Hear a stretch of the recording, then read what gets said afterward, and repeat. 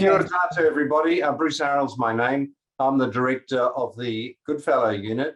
It's my pleasure to introduce Dr. Vicki Macfarlane, whom many of you will have heard speak before. She's an addiction specialist at Waitemata District Health Board. And this webinar tonight is sponsored by the Waitemata District Health Board. So welcome, Vicki, and we are very much looking forward to your talk tonight. Thank you. Well, thank you everyone for joining the webinar. You probably have heard me speak, and I've done a number of presentations at various different forums around the country, I guess, over the last few years. So today I've been asked to come and speak about substance withdrawal management in primary care. So I just want to share my screen. While we're doing that, for those of you that don't know me, I'm based in Auckland, and I was a GP for almost 19 years, and then have been working in addictions for the last 10 years now at CADS in Auckland. So predominantly managing or overseeing the detox service of CADS.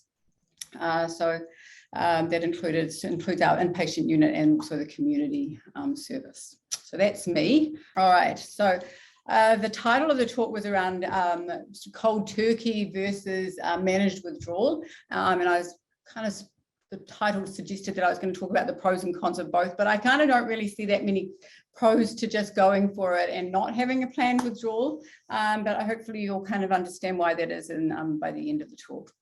Before I start, I just want to kind of go over a few things. I thought it was really interesting. This paper was published only just released this month. It was published in a journal in March 2022 by a GP in Sydney who interviewed a number of GPs asking what kind of support they wanted or would benefit from specialist drug and alcohol and drug services. So kind of top of the list in that is education and training. So I guess today that's what we're going to be doing. And also in my presentation, I think in Auckland in particular, we're very fortunate in that we have a number of the initiatives that the GPs in Sydney were kind of asking for. So withdrawal management. So again, before I go on and talk about the specifics of that, I just wanted to just remind everyone about addiction and the progression of addiction and people. I mean, the biggest thing, I guess, is that initially drugs will cause a reward kind of positive reinforcement, which if they continue to use and if the use escalates, will then actually become more of an addictive process, and actually they're using substances to alleviate withdrawal symptoms and feeling bad. And then when people do a detox or a withdrawal, they actually get quite a protracted period of abstinence, and I'll talk a bit about that a bit later, and then often are obviously vulnerable to relapse.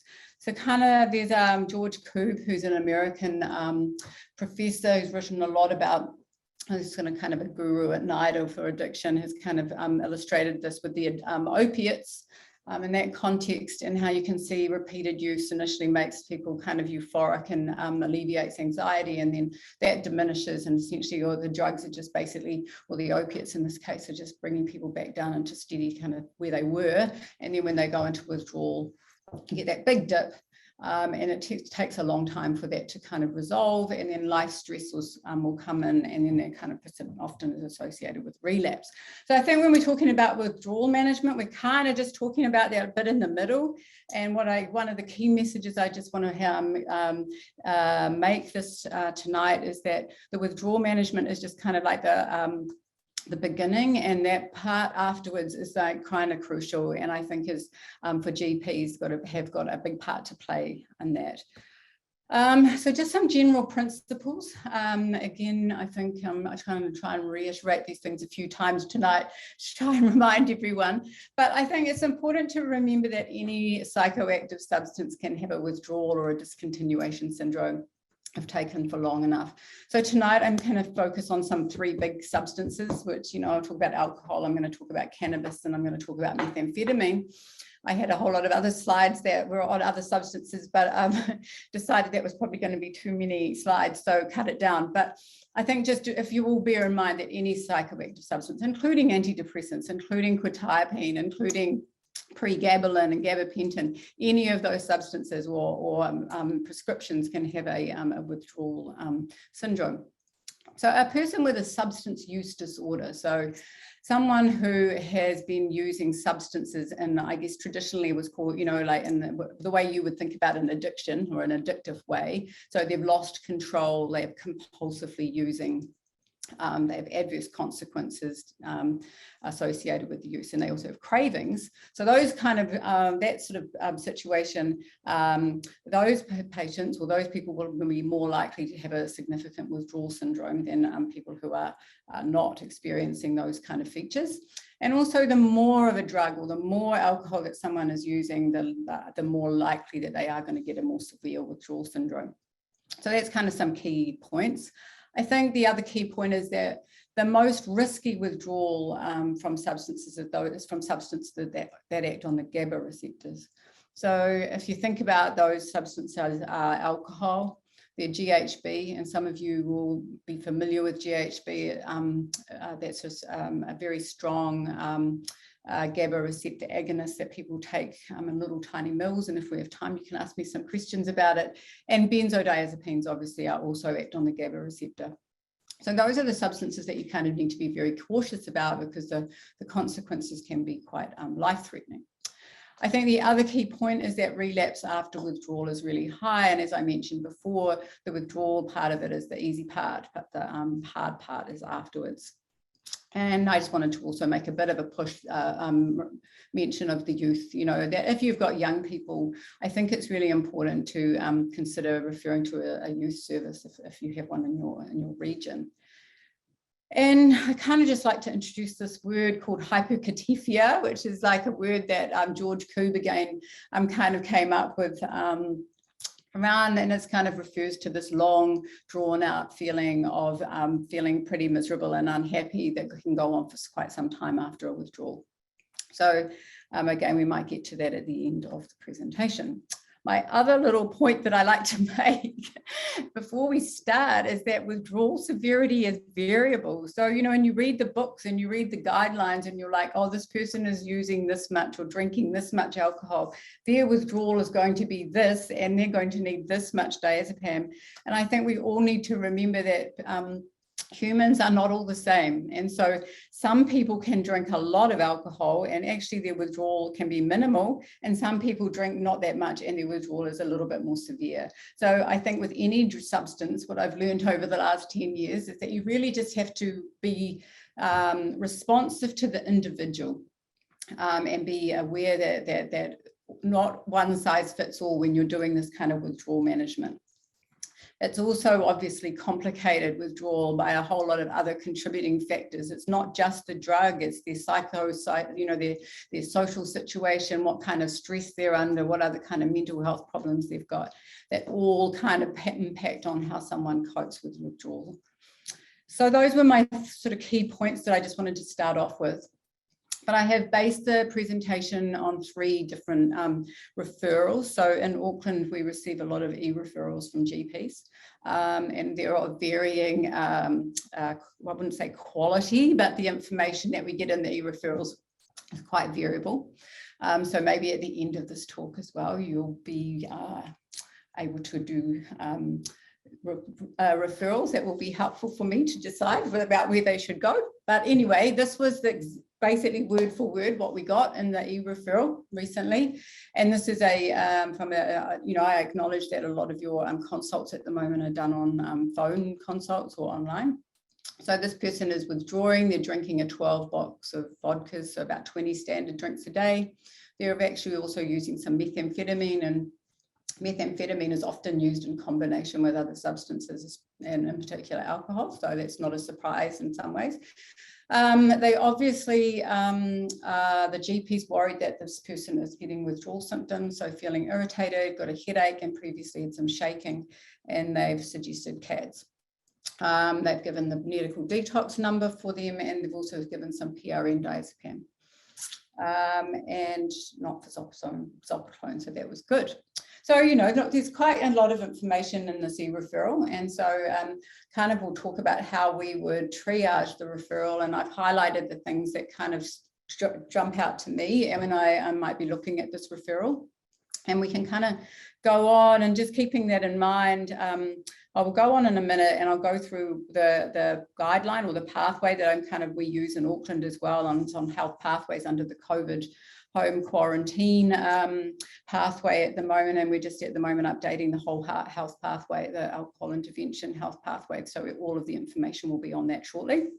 But you know, what I can see is that this person is drinking about 20 standards, and so that's quite a lot of alcohol. They've got withdrawal symptoms, so they're definitely likely to need some kind of withdrawal support. And you know, and they've obviously suggested they're open to coming to us, so they've obviously consented, or they're going to come and contact us. The only thing I just wanted to mention as well, that giving PRN diazepam to someone who's drinking at this level is not a very good idea. It's obviously going to complicate things potentially. So they were likely to be, they won't be able to stop drinking their 20 standards. So they're going to keep drinking. They're obviously probably going to keep using meth.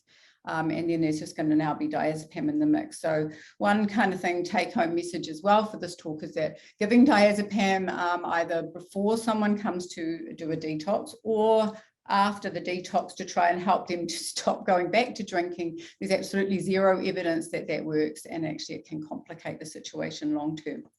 So look, just my little key things about alcohol. Okay, so I talked about it acts on the GABA. It's quite a complex drug actually, alcohol. So it doesn't only act on the GABA receptors in the brain, it acts on a whole lot of other things. But for purposes of withdrawal management, we kind of focus on the GABA receptors because that's the one that would cause seizures. So it's really helpful for me and probably, you know, to see a screening kind of tool. And we used to recommend the audit screen, which is a 10 questionnaire, and it's a validated tool, and it's a very good screening tool for alcohol, but it is 10 questions, and you know, it takes a bit more time. So kind of have moved away from the audit a little bit in recognition of time constraints by both hospital and primary care. And actually the audit C is actually pretty good, and I'll show you what that looks like, and pretty good at helping determine which of your patients are going to need withdrawal support. So helpful to do that. Helpful to know withdrawal symptoms, and the 3 big symptoms to ask about if you're seeing someone withdrawing from alcohol is anxiety. That's kind of common anyway, but tremor and sweating, those are the 3 most validated withdrawal symptoms. And then the other thing is how much are they drinking? And I said, well, 20 standards, it's quite a lot. So that would be something that we would be thinking might be needed to be managed in an inpatient kind of setting or a supervised environment. But the magic kind of numbers that we have in all our guidelines are kind of 10, 20, and 20, I guess, are the 2 numbers.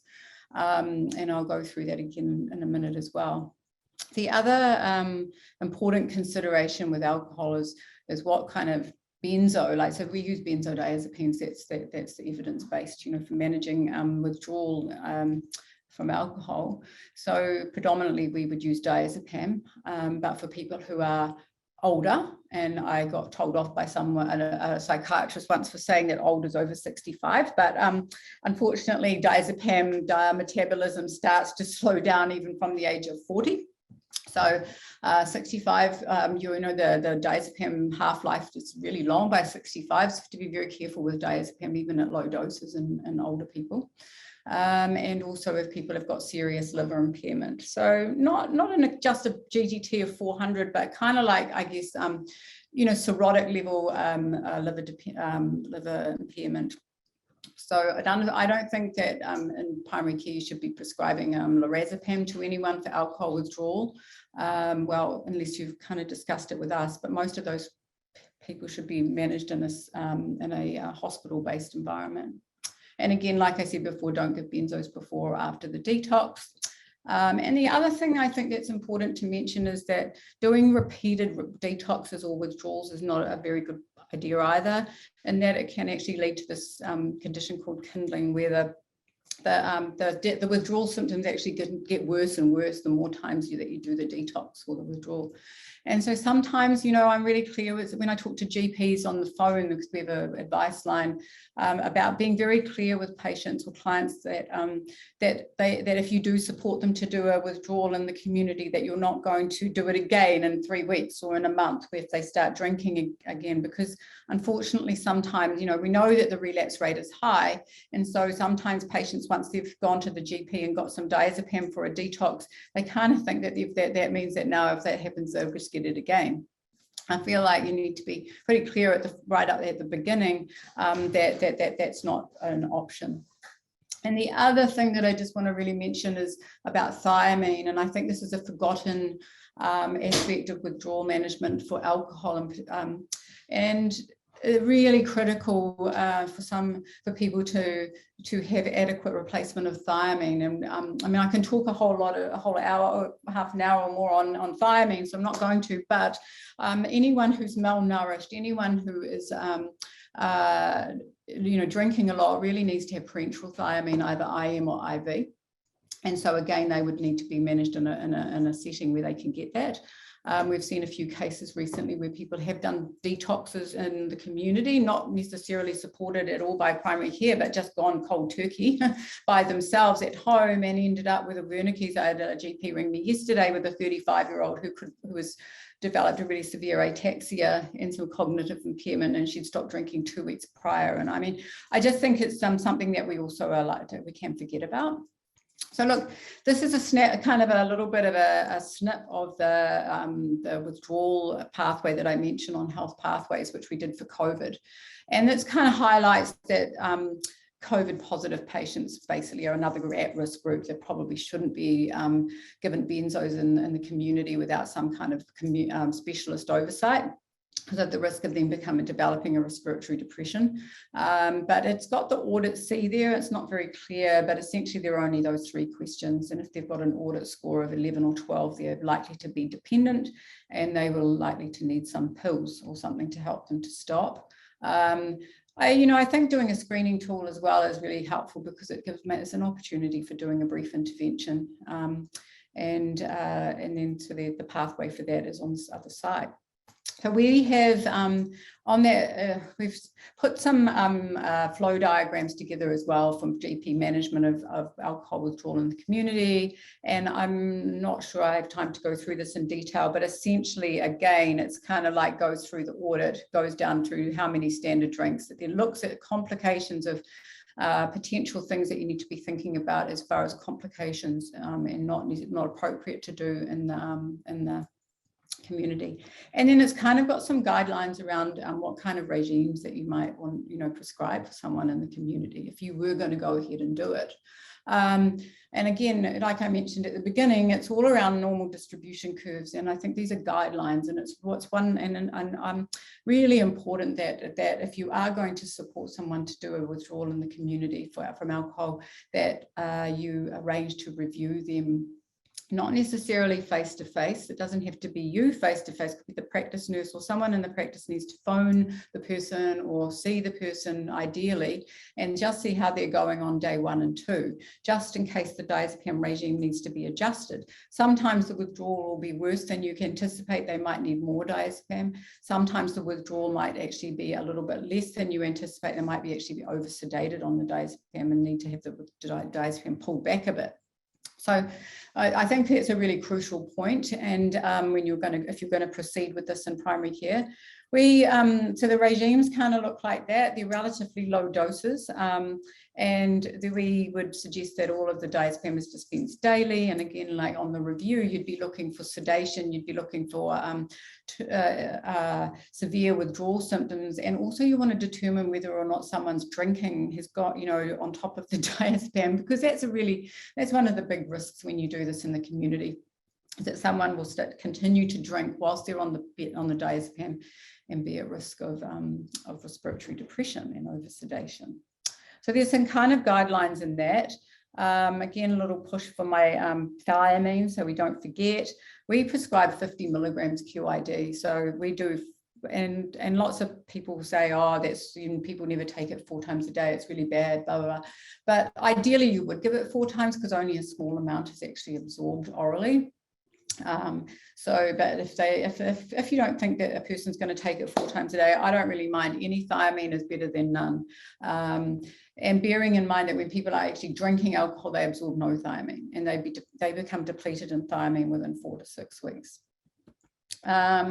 Just looking at the kind of rates of relapse, and we know that, like I said earlier, that relapse is high. So this was a study we did a few years ago, and you can see that, you know, about, this is the 80 to 100% abstinent rates at 3 and 9 months. So it's sort of kind of 30% and 40% at 3 months, and kind of down to 20% in a year. Of course, these were our patients that we admitted to our unit, so they were quite severe. But I think that overall, the international literature would say that about 60% of people have relapsed within about 3 months, and that's from any substance, not just alcohol. So take home things about alcohol again, just maybe I don't need to go over this again tonight, but you can look at this later. But essentially those, you know, suitable home environment, make sure there's someone there as well when someone starts a detox, and no alcohol in the house. Obviously we have people that want to do a detox with 3 flatmates that are drinking, and it's hopeless, or a husband that's still drinking after work and the wife trying to do a withdrawal, and it's really not going to be, the outcome is not going to be good. Don't start on a Thursday or Friday unless you plan to work on a weekend. I don't think it's safe to do that. And then just all those risk factors for over-sedation. So yeah, so I think that's probably, and then I think, you know, again, this whole relapse prevention is important. And for alcohol, and there are 2 medications that you could consider, disulfiram and naltrexone. And I can answer questions about that if you have them. So the second referral that I wanted to kind of talk about was a cannabis referral. So this again is kind of a anonymized version of the referral. So this is a 33-year-old man who's been smoking quite a lot of cannabis. So 3 grams every 2 to 3 days. It's a $50 bag every 2 to 3 days. So it's a reasonable amount for a long time, and he wants to stop, and he's obviously getting quite bad anger, problems with anger and irritability.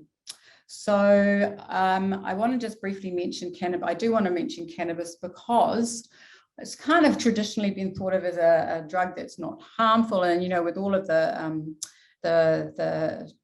controversy or around legalization and decriminalization, and then of course also that we've now got medicinal cannabis in New Zealand, and some of you will know, you know, that can be prescribed fairly freely now. I think we do need to know that if people are using cannabis, and it doesn't matter whether it's medicinal cannabis or whether it's illicit cannabis, you know, this recent study in JAMA basically showed that at least about 50% of people will get some withdrawal and when they try and stop. And again, the more cannabis you smoke, the more likely you're going to get withdrawal, and the more you smoke, the more severe the withdrawal in general. We did see really severe withdrawal when people were coming off the synthetic cannabinoids a few years ago, when we had a lot of that around. And that was kind of like makes sense because they're very potent CB1 receptor agonists. And so they're short acting and really potent. So any drug that's short acting and potent has more significant withdrawal. So cannabis withdrawal is kind of that man in the referral experience is going kind of, the big features are irritability and anger. But also I think the other big features are nausea, loss of appetite, and in some people they actually vomit. And the other big thing that, you know, some people just can't handle is the lack of sleep. So, you know, and you would probably see quite a few people like patients who report using cannabis for sleep, help them go to sleep at night. So, you know, when they're trying to stop, that is a big problem. And we obviously don't want to cross over and start prescribing too many, you know, sleeping tablets and cause another problem. And there's no evidence-based treatment for management of cannabis withdrawal. So generally what we would tend to prefer to use is quetiapine for management of cannabis withdrawal. And that seems to be more effective at alleviating the anxiety. You can use a dose at nighttime to help with sleep, and it doesn't have as many problems trying to wean people off it at the end of the withdrawal. So the withdrawal from cannabis tends to last. These are the symptoms of the withdrawal, and they tends to sort of peak at around day 10. and then slowly diminish over the month. I think, you know, when we think, if you compare that to alcohol withdrawal, we do a short, sharp, you might have noticed, we do a 5-day regime with diazepam, and then we stop. And that's pretty much what we do for anyone, even if they're drinking 40 standard drinks and they come into our detox unit, we pretty much have finished the diazepam regime after 4 or 5 days, 5-6 days max. And that's because the peak effect of the alcohol withdrawal tends to be much sooner than cannabis withdrawal, so day 3, 2, 3, 4. And we're predominantly trying to avoid them having a complication from their alcohol withdrawal. And also diazepam has a long half-life, obviously, so it sticks around. But what you can see with cannabis is that, you know, the patients are going to have trouble with their sleeping and their irritability that might go on for 3 or 4 weeks. And so it's likely that if you are supporting someone, that you need to keep them going with the quetiapine for a bit longer, and then slowly taper that down. Doses of quetiapine vary. Some people get wiped out with 12.5 milligrams of quetiapine, and then other people who have used it and taken it in the past, some people with mental health problems, actually need quite high doses of quetiapine. If there's not a supportive and home environment for someone to withdraw from cannabis, then they really need to, we need to think about helping them or taking them, you know, supporting them in an environment where they can get the psychological support as well as the medication. So that's cannabis. I guess I can answer more questions about that later, if you have any. As far as relapse prevention with cannabis, there's no evidence-based treatments for helping prevent people going back, no pills that you can give them. As I mentioned before, no evidence-based treatment for cannabis withdrawal using any of the new medicinal cannabis products. So, okay, so that's cannabis. Case 3 is a methamphetamine case, and this was a young man, I think he was only in his 30s, so I didn't write it down, who was the GP referred, and he'd recently been admitted with decompensated heart failure, which some of you will know, especially if you live in South Auckland. There's quite high, you know, significant numbers or increasing numbers of young men, especially Māori men, presenting with heart failure as a consequence of heavy methamphetamine use. So anyway, he's injecting methamphetamine. So injecting methamphetamine would suggest to me that he's got a pretty heavy, long, severe dependence on methamphetamine. And basically, he's getting cravings as well.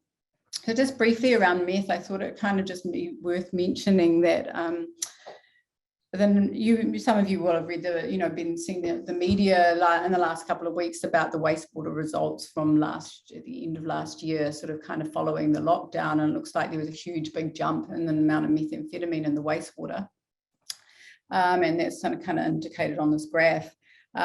This tends to be, it tends to be predominantly Northland.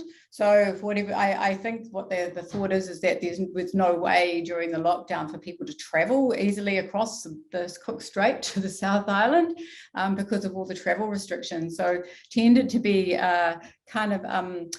predominantly in Northland. You can see in Northland have got a very big problem with methamphetamine, and they have done for many years. And Waikato, Auckland, and then down in the South Island and in even Wellington was probably not such a big increase. So so we have not to date seen increased numbers of people presenting to us for withdrawal support, but it'd be very interesting to see whether in the next few months that actually there's an increase in numbers of people that need help to stop now using the meth. I was looking at the alcohol data as well, so I think like 25% of people increased their drinking through the last lockdown as well. And we've definitely seen a lot of people who have run into big problems with their drinking during, as a consequence of lockdown. So being lonely and isolated and not getting the support. Anyway, meth, I don't know, I mean, methamphetamine is, some of you will have heard me talk about this before as well. And I have whole talks on methamphetamine, but essentially what it is a really potent dopamine and agonist, and it just people feel great on it, right? So a lot of people have used it during lockdown because they're bored, Yeah, they got nothing else to do. It probably, it makes them feel good. So that's why they started using it in lockdown, I think. But the other thing to remember with meth is very few people use it in isolation. So lots of people take it with other drugs, like I said at the very beginning, with alcohol, but GHB and benzos. About 17% of people will use it more than once a week. And most of those people will probably get withdrawal. It's not quite the same as alcohol. And this was a revelation to me a year or two ago, was that I was like, well, why are people only using it 2 or 3 times a week and they're still getting really severe withdrawal symptoms? And I'm like, well, but the problem with meth is it's quite long acting, actually. It's like it stays in, half-life like 12 hours. It sticks around for a while. And because it's such a powerful dopamine agonist, it just depletes the dopamine out of the brain, even if people only binge use it every, maybe twice a week or so. And so they still get withdrawal symptoms when they stop. It's not, so that kind of makes sense to me now. But I think the big thing with meth is that they'll generally have a bit of a crash. So this is, well, when they come in to see us, if we admit someone, and we don't admit many people, maybe 5, 10 people, maybe a year out of the 450 to 500 admissions that we have. They will have a crash. So they'll go to bed for 2 or 3 days and you're like, oh, well, this is fine. They're okay. This will be easy. And then on day 3 or 4, they kind of like wake up and then they just, it's like probably like cannabis withdrawal, but probably like about 10 times worse. And maybe not quite so much around the loss of appetite. They actually might get an increased appetite rather than a reduced appetite. And it's, so it kind of looks like this, right? So alcohol a bit earlier, meth, nothing for first few days, and then it all just goes badly, and then it lasts longer. So it's kind of like also lasts longer like cannabis. And the withdrawal, unfortunately, again, I look at this fairly often because I talk about this quite a bit, and every time I do a talk I look and make sure there's no new studies that have been done that show that there's going to be some kind of amazing treatment for cannabis withdrawal, and there never is, right? There never is. So unfortunately, despite all these years and all of the people using methamphetamine and around the world, there is no evidence-based treatment for what kind of medication that you can give them to help them get through this. So essentially, what we do is we kind of just give what we can. Quetiapine, again, seems to be more effective at managing the agitation and the irritability. And for me in primary care, if you were going to do this, support someone in primary care, it's also less risk of becoming problematic use, especially given that a lot of heavy users in particular use benzos illicitly anyway. And so you kind of like have to be really careful. Not to say that people don't use quetiapine illicitly either. So there is a market, or there are people that, people do take that in the context of substance use. So, but less problematic than a benzo. So we would use quetiapine, but sometimes we do use diazepam as well. Obviously, if they're drinking or they're using GHB or taking benzos, we kind of have to use diazepam to manage the GABA withdrawal. So not helpful for you guys, and there's not really any evidence for any medication to help with relapse prevention.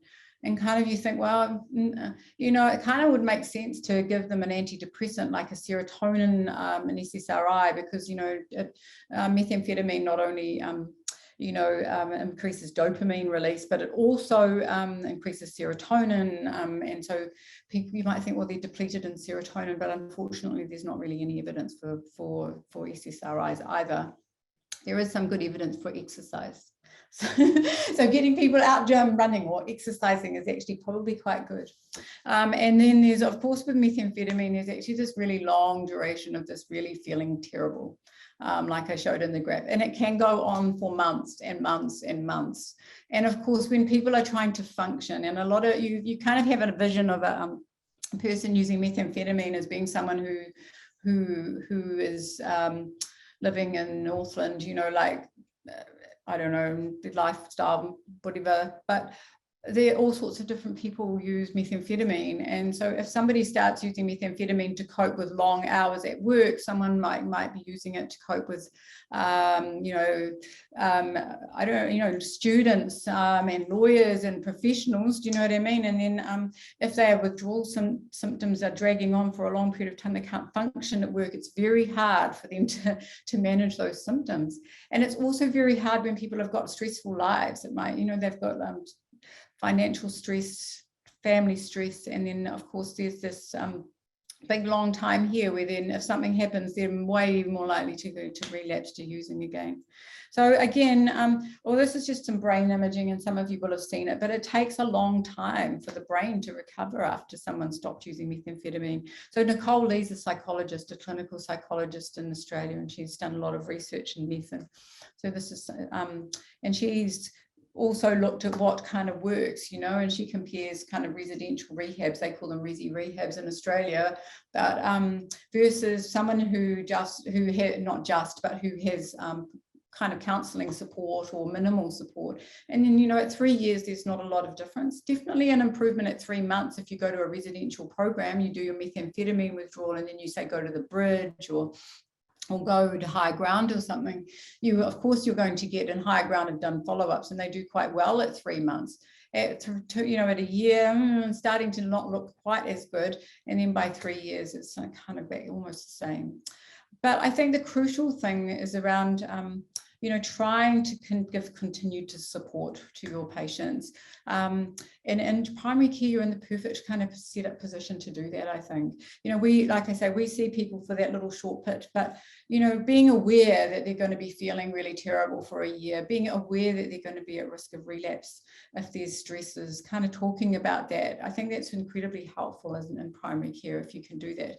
A lot of patients, I don't know, a lot of may not be comfortable talking to their GPs about their methamphetamine use, or do you know what I mean? And just having a little bit of knowledge about it, I think, was really helpful for people.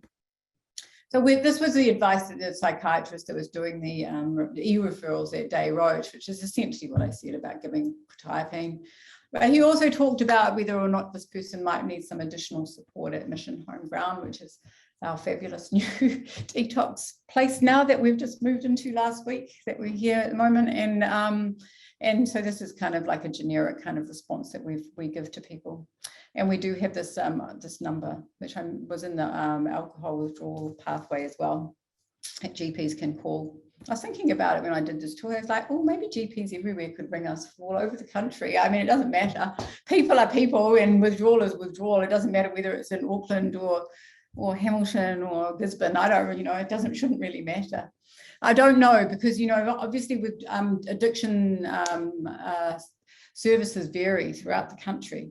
And I'm not, in the big central city, like in the cities like Wellington, Auckland, Christchurch, there are, and probably I think in Hamilton have got some good, quite a comprehensive addiction service, but some of the smaller centres, they have quite limited support. So anyway, I'm not even sure what time is, but this is my little thing about hyperkatifia. And if you're interested, you can go and read some of his papers. It's good.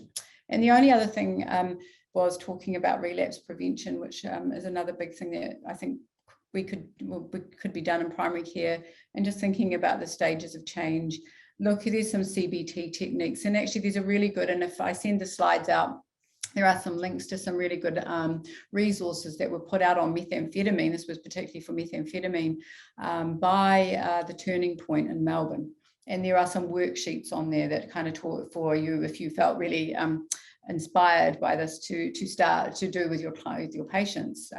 Or obviously most people, we would do that maybe in the context of CADS counselling, like you could refer them. But if that's not something that people want to engage in, because some people don't want to come to CADS, and you want to support your patient, there are some really good worksheets that have got some fairly simple kind of CBT based approaches that you could use.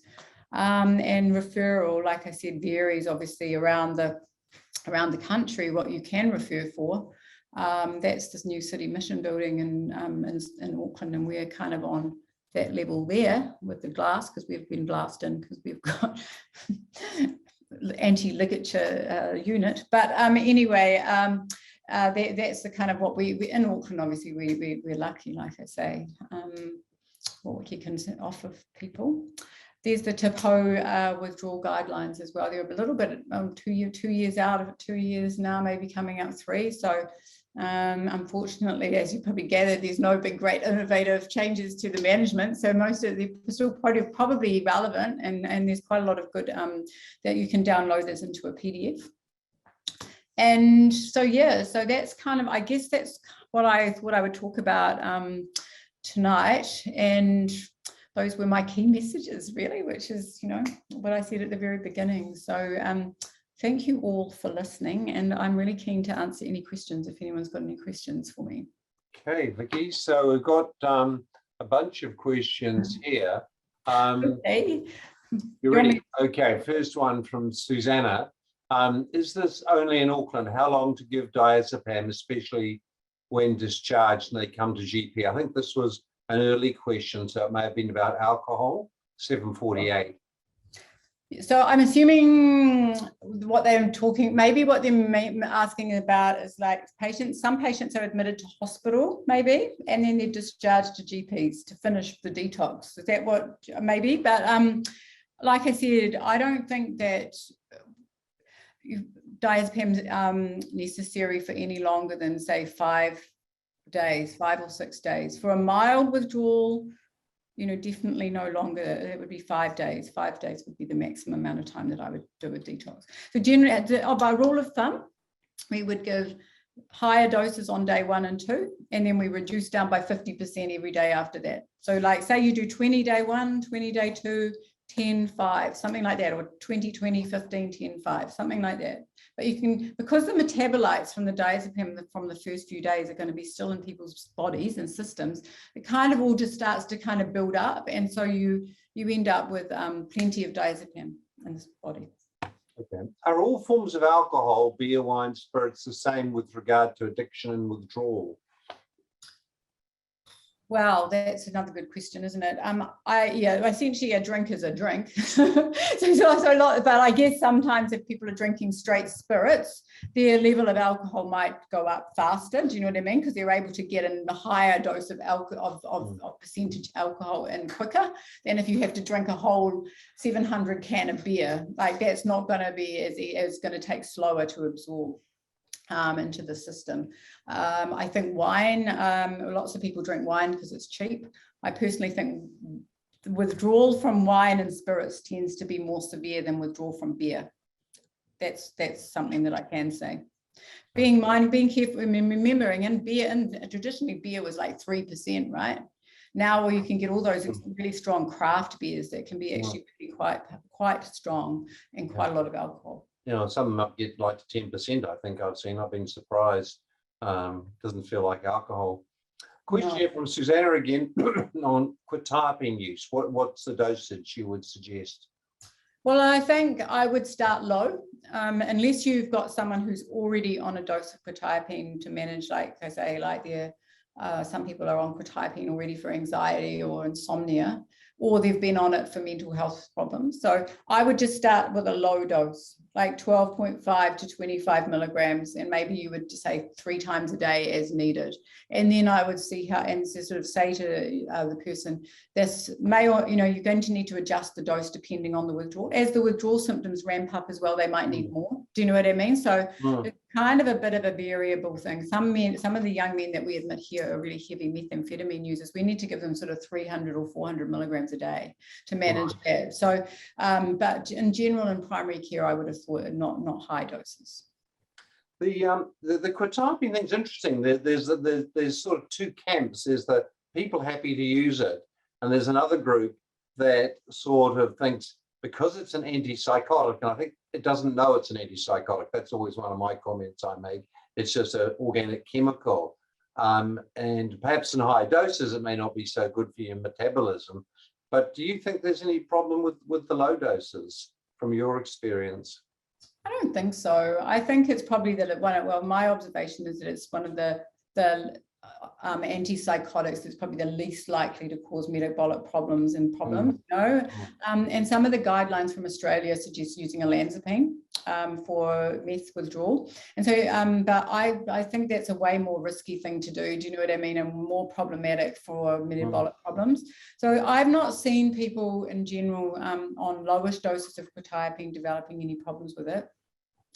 And you know, at that point, because during the COVID last year, when there was all the, you know, that we went into lockdown, there were a lot of problems with managing methamphetamine withdrawal in the hospital, because people were going into the hospital with methamphetamine and they were going into withdrawal. And we wrote there were a whole lot of guidelines written about that. And benzos were contraindicated or felt to be contraindicated in those clients. And so it was all around antipsychotics. But you're right, some people don't like to take them. It's interesting, the olanzapine. I've got one man who takes methamphetamine every 2 weeks, and he gets quite paranoid. And I think he minimizes his paranoia, but he was quite happy on 5 milligrams of olanzapine. His cholesterol went up to 13, and we actually cranked it down to 1.25, which seems to hold him. But his lipids have come back to almost normal. I mean, a bit scary. That's not a massive dose, but that's a scary cholesterol. That's the second highest I've seen. So Elizabeth here, disulfiram for binge drinking. How soon after last alcohol can it be started? Use in diabetic, use in patient with brain injury, poor impulse control. Well, so disulfiram can be theoretically started as long as the alcohol level in their system is below zero, right? So, you know, I think in some of the guidelines or the recommendations don't start for 48 hours, but I think as long as the person can stop safely and not develop withdrawal symptoms, then they could start it when they've got no alcohol in their system. The main risk with disulfiram is that idiopathic acute hepatitis, and so some are really it doesn't happen very often, but when it does happen, it's quite dramatic. So I think the main thing with disulfiram is to get baseline LFTs, and then make sure you do LFTs every few months, 1 to 2 months for the first 6 months, and to pick up whether they're developing this hepatitis. The other thing about disulfiram is the evidence would suggest that it really works only effectively if it's observed. So ideally, you should have a conversation with the person to say, look, in the best case scenario, you should get somebody to help support you to take it, because the evidence doesn't show that it works very well if people have to choose to take it. And the other question was about, what about diabetes? Probably if their diabetes is well controlled and they're not an insulin dependent, it's probably fine to give it. Obviously, you have to weigh up the risks and benefits, and the benefits of not drinking, I would outweigh, you know, would be quite high. And about brain injury, I'm not sure I can answer that question apart from the fact that if they had a brain injury and there was some cognitive impairment, then clearly helping to support them to take it might be more important. I mean, the risk with disulfiram, apart from that liver problem, is predominantly drinking on top of it and getting a violent reaction and ending up in hospital because of a terrible reaction. Okay, so your thoughts, hang on, there we go, done that. Your thoughts on long-term coping strategies for the family trying to support an alcoholic? Well, yeah, look, I mean, we offer family support at CADS in Auckland, right? So families can get their own support independent from the person. So I think having someone to talk to is probably going to be crucial.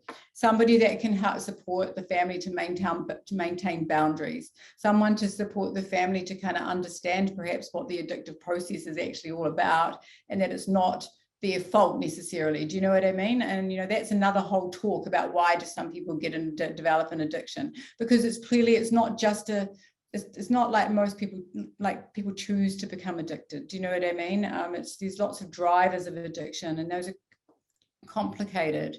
But so I think having an understanding of what that's about for families is really important.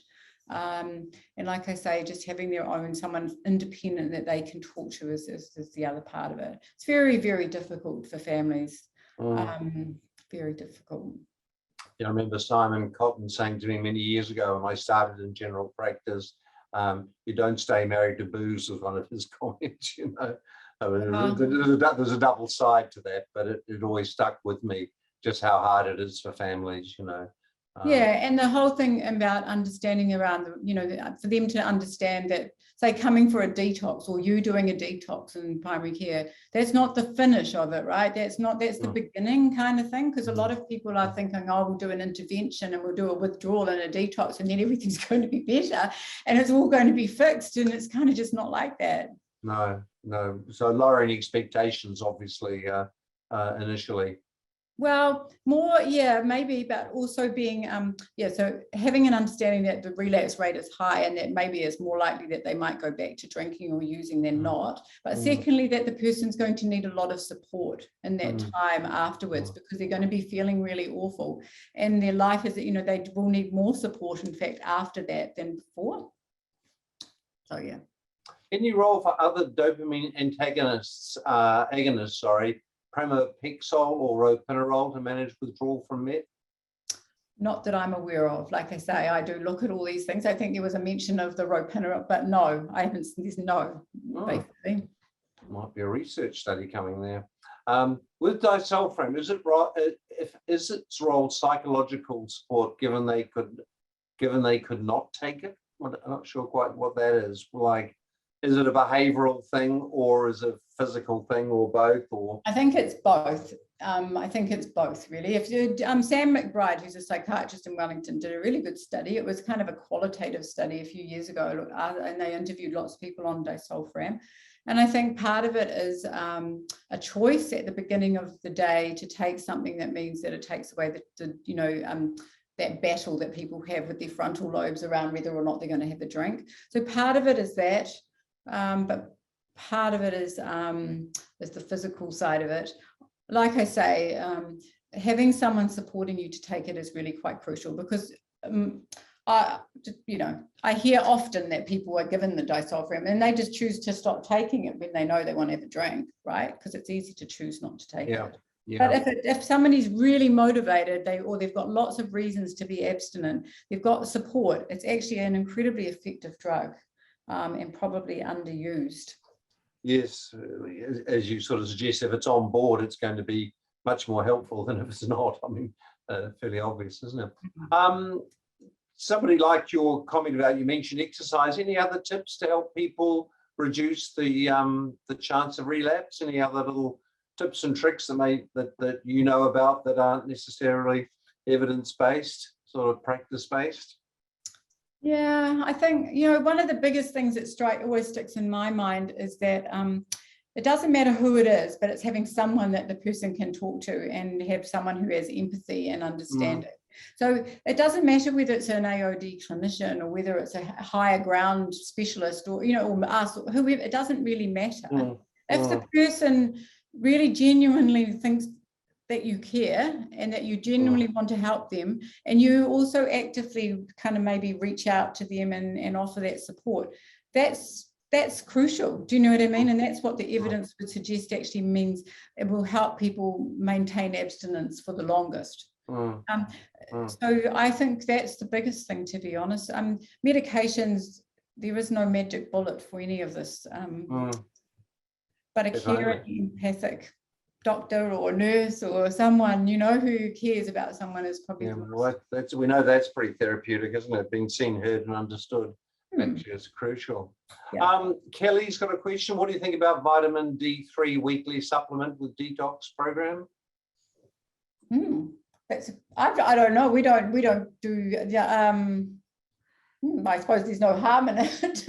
We give a whole pile of pills when people come here. We give them every multivitamin and vitamin under the sun, because most of our clients are alcohol dependent and are depleted in all sorts of vitamins, as well as we give them Pabrinex. But I don't see any harm in it, but I don't know of any, like evidence-based kind of studies that would show that it does anything beneficial. But if somebody knows them, then I'd be keen to hear. What is the success percentage of detoxing from meth? Well, low. Like I said, it's probably, like I said on that graph, it shows that by 3 years, there's probably 10% of people have maintained long-term abstinence. At 3 months, it's probably more like maybe 50%, 40%, 50%.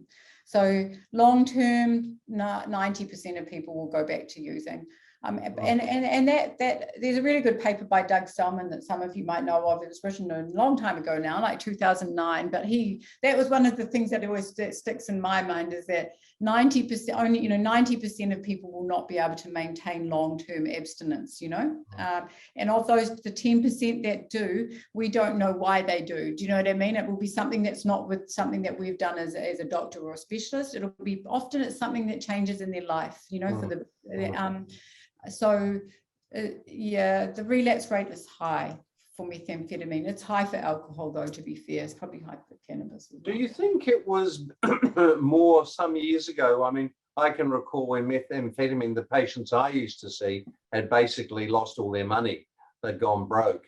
Whereas now the cost of it just seems to be so much cheaper. People just sort of came to a financial halt rather than a...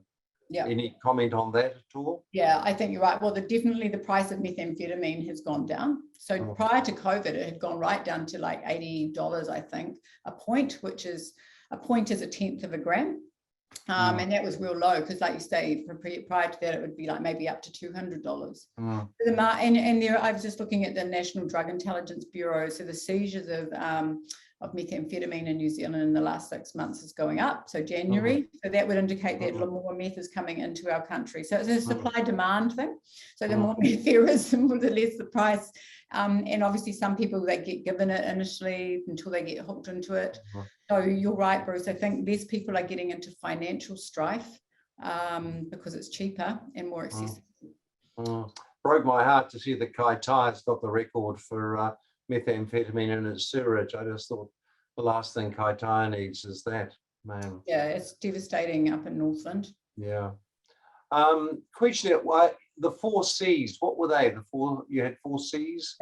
Yeah. So those are that's how I remember what addiction is, because I'm a like easy thing. So compulsion, a compulsive use to use a substance. So that's like beyond their control almost. Cravings is a feature of addiction. Adverse consequences of ongoing use. So people have lost their jobs, lost their relationships, lost their money, and loss of control. Yeah, so escalating use. So they just continue to use more and more, and they can't control the amount that they're actually using. So if you look at the DSM-5 criteria for substance use disorders, so they've got a list of things, right? So if you mild, moderate, and severe substance use disorders now, we've gone away from dependence and abuse. Those 4 features are sitting in there, but they are kind of the big things that I think about. And when I talk to GPs, I think, especially when you're seeing someone who might be on prescriptions, like benzos or opiates, prescription opioids, and you're asking yourself, does this person have an addiction, or do they need to go to CADS, or is it okay? If you ask yourself those 4 things, then I think you can kind of come to an answer pretty quickly. If they've lost control, they're compulsively using, they've got bad consequences, and they're craving, you kind of got that's an addiction, not a physical dependence. Why do you not use naltrexone earlier on in alcohol addiction, as in Europe? Well, naltrexone, that's a very good question. So naltrexone is not, as you know, probably available that easily in New Zealand, and we're trying to fix that. But so currently naltrexone is only able to be prescribed if they get a special authority number through an addiction service doctor. Once we get it, you can apply for the special authority. And one of the requirements by Pharmac is that they're engaged in some kind of comprehensive psychological support. So the big barrier to accessing naltrexone in New Zealand is cost or meeting the requirements under the special authority requirements for Pharmac. But you're right. And so I've written to Pharmac to ask if they'll review that, because there are only 2 medications, that are available for people with alcohol use disorder, and they're both underutilized, and it's worldwide, but it's particularly in New Zealand. And I'm like, it's not like every GP is going to go and start prescribing naltrexone to everyone. But the people that do request it or would benefit from it, and some people find it hugely beneficial at taking away cravings. I feel like it's not a good thing for us not to be able to offer that. In the new pathway, they're going to include our guidelines that we wrote for disulfiram and naltrexone, so that will be available for GPs. So hopefully, if we can get the special authority thing sorted out, there'll be plenty of information for GPs to read about, so they can adequately counsel patients before they started, say, naltrexone. Makes a difference when there's a generic available. From experience. Can kindling occur with marijuana withdrawal? I imagine it probably can. I mean, I think all the research around kindling is predominantly on alcohol and GABA receptor agonist type withdrawal, and seizure risk was most of the research was done. But I imagine that repeated withdrawal from any substance is potentially going to heighten, do you know what I mean, or exacerbate or make things worse if you keep doing it. Yeah. Is it okay for someone to drink one day, then use naltrexone the next, and then drink again and follow this pattern? Well, with naltrexone, it's interesting, right? So naltrexone is not quite the same as disulfiram, and the evidence would suggest that they should take it every day to reduce cravings, and the evidence would suggest that it helps reduce the amount people will drink. The number of drinks they'll drink if they do drink, right? And if they do a detox, longer period of abstinence. But there are some people who are supportive or promote a method called the Sinclair method, which is when you take the naltrexone just when you're kind of going to be out drinking, to try and reduce the amount that you're going to drink on those particular occasions. And I think we can. I feel like, look, if that works for someone, that's probably, there's no studies that show that that's really great, but if it's the heart, there's very minimal side effects from naltrexone, and if that actually helps prevent someone drinking too much and slipping, develop harm from, having harms from drinking, or slipping into more regular drinking and developing a physical dependence, then that's all good. Do you know what I mean? But the evidence for that is not very robust. Alpha agonists for alcohol withdrawal, yay or nay? What's that? Alpha agonists. So clonidine and stuff. Or you mean, is that, or proprazosin? I'm just trying to think actually. Alpha receptor blockers, agonists.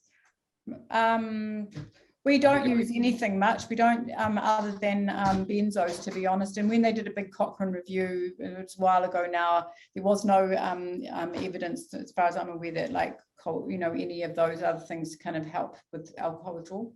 So we don't use them. Just a comment here about, is it safe to use quetiapine regularly versus zopiclone? I think GPs are always a bit twitchy about giving zopiclone, because you end up with a proportion of people staying on it for a very long time. Yeah, well, personally, and I mean, I don't like to say this either, because I'm not a huge fan of quetiapine, but probably if I was on I think there's less risk associated with them, if they needed to get them off quetiapine than zopiclone.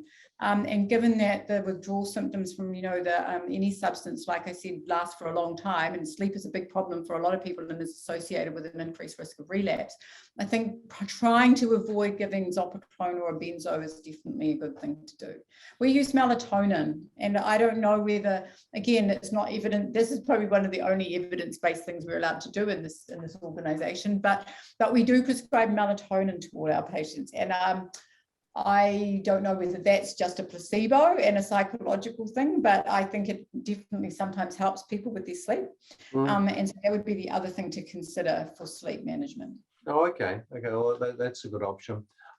Somebody would like just more questions a bit more about naltrexone and alcohol relapse rates between naltrexone and disulfiram. Is there any head-to-head stuff on that? Crikey, these are hard questions. I'm not actually sure, to be honest. I haven't looked up the latest data around that. I think, I think you have to individualize the type of medication that you offer. For some people here, we offer both, right? Because you've got the disulfiram, which is clearly it depends on what their goals are. If the abstinence is the goal, or the disulfiram is is often the thing that's best, because naltrexone allows people to still have the odd drink. Depends on the severity of their dependence on alcohol, depends on what the person's goal is. So I think it's really difficult, but I think both of them can be effective in some people, and I don't think there's one that's like, oh my god, you have to give everyone naltrexone because that's way better than disulfiram. Do you know what I mean? So it's kind of like depends on the situation. And in some cases, which I wouldn't recommend you give both in primary care, because there is probably a slightly higher risk of, you just have to be very mindful. You could actually, but you just need to be careful of monitoring the liver function when you give both. Young men in prison ask for methylphenidate, saying that they only use methamphetamine to treat their undiagnosed ADHD. Any merit at all in this argument? Well, again, possibly it is. It can, obviously, it's the same as it is a stimulant, right? So it's a potent stimulant like potion. So potentially it could be, they could be doing that, but it's fraught because obviously stimulants like Ritalin and prescribed stimulants are misused, and so Ritalin's got a very high street value. And people will use it intravenously or snort it, and so you have to be very careful about prescribing or thinking about giving a prescription stimulant to someone who's got a history of a methamphetamine use disorder. And there's been heaps of research done on whether or not it helps reduce relapse rates, and there's a guy in Holland, Willem Vanderbrink, I think, who's done heaps of research on whether or not using methylphenidate will help stop people using. And we did a little, even here in New Zealand, did a study, and there's no really good evidence that it actually is helpful. I think there was one study that showed you had to give really high doses, like, I don't know, 180 to 200 milligrams of methylphenidate to get any effect. And I don't think you want to do that in primary care. Right. So. In inpatient detox, do you check bloods for vitamin deficiency? Which ones, and can primary care do this, or should primary care do this? We don't check bloods, we just give everybody vitamins. We assume that they'll benefit from them. We know that they'll probably be thiamine deficient because like I said, alcohol stops absorption of thiamine. There's a good paper actually on there's a summary of it in the New England Journal, did a big review of electrolyte and vitamin abnormalities and alcohol dependence. But I think we don't measure it. It's not easy to measure a thiamine level. You have to do a red cell thiamine level and do it at a special test at the lab.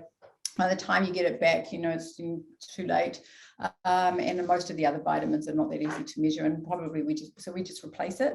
So I don't think you need to do that in primary care. I think I was just thinking about vitamin D. I think a lot of clients may be low in vitamin D. Definitely would be worth, I think we should be replacing vitamin D, maybe not once a week, but maybe once a month. Yeah. I mean, and so I think that's important. So yeah, we just give them folic acid, we give them all the B vitamins, and the other one that's often deficient is magnesium, but we don't measure that either. So. Yeah. Best disulfiram dosage, alternate days rather than daily, and are there any depot forms of disulfiram? No disulfiram depot forms in New Zealand.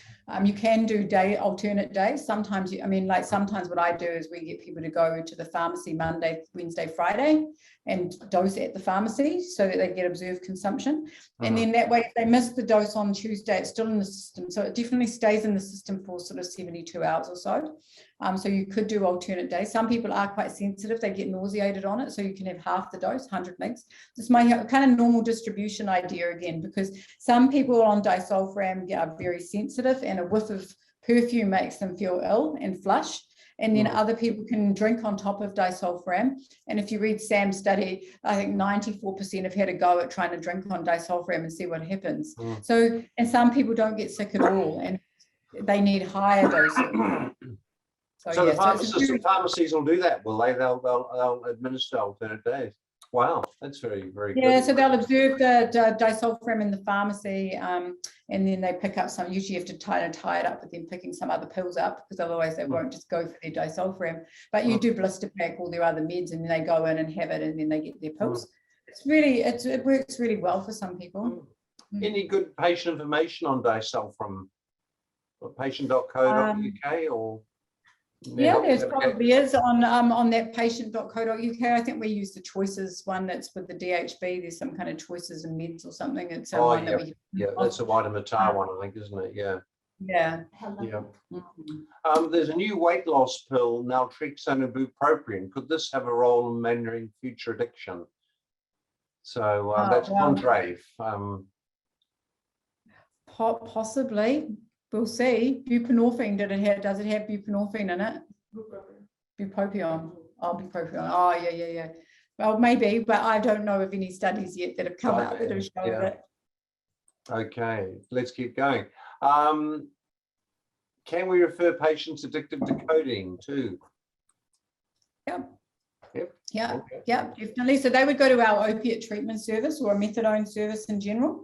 So I did have a section in my initial presentation on opioid withdrawal. And, I mean, again, opiate withdrawal is the same scenario that we talked about with all the other ones, where you've got the withdrawal symptoms and then that long period of feeling quite yuck. But the relapse rate again is high. But for opiates, actually, we do have something that we can give them, right? We can give them opiate substitution treatment. And we can start them on buprenorphine or naloxone or methadone, and then potentially they could stabilize their substance use and then slowly taper it off, right? So we do have something that was a replacement for someone who's addicted to opiates. Question about chlordiazepoxide versus disulfiram. That's the old, is it Librium? The old. We don't have that in New Zealand, so it's like diazepam essentially. So that's what they use in the UK for managing alcohol withdrawal. Yep. Okay.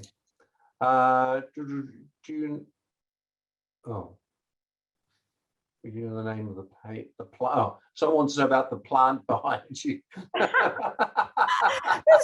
That's my plant I've had since I started at CADS. I don't know, and I used to know the name, but our Clara also asked me to mention that we've been seeing lots of young people with cirrhosis. So one of the big things that just to be mindful of is that there may, asking about alcohol is important. So we've got a lot of young women, especially coming through recently in their 30s with end-stage liver disease, have often not been ever seen or done, engaged with services. So important to just be mindful of that. Yes, well, I think there's been quite an increase in young teenage women drinking, hasn't there, over the past sort of 10 years? Although risky behaviours, I understand, are going down. So I don't know quite how that all adds up. No, mind you, I was watching something about it before. I watched that Dion Spinner talk, and they're talking about 40% of young people binge drinking or hazardous drinking down to 30%, but it's still quite high. And I think you're right. I think you're seeing the cohort of women that have been drinking quite heavily through their teens and 20s now with the end-stage liver disease. Our women are a lot more vulnerable to developing cirrhosis and liver disease than men. And it's the biggest lineup for liver transplants, I think, isn't it? Cirrhosis. When I met it used to be Hep C, and now that the Hep C has kind of been treated with Mavorite, I think alcohol is going to be the next big thing. So we're actually looking at it at the moment. Yeah. Well, we have got to 8:45, and the questions have stopped. So we have beautifully answered those. So. So thank you very much, Vicki. It is amazing to have you with all your knowledge being able to sort of talk to us tonight. So just really like to thank you very much, and the Waitemata District Health Board for supporting this. Okay, thanks everyone for sticking around. Yep, okay. All right, thank you.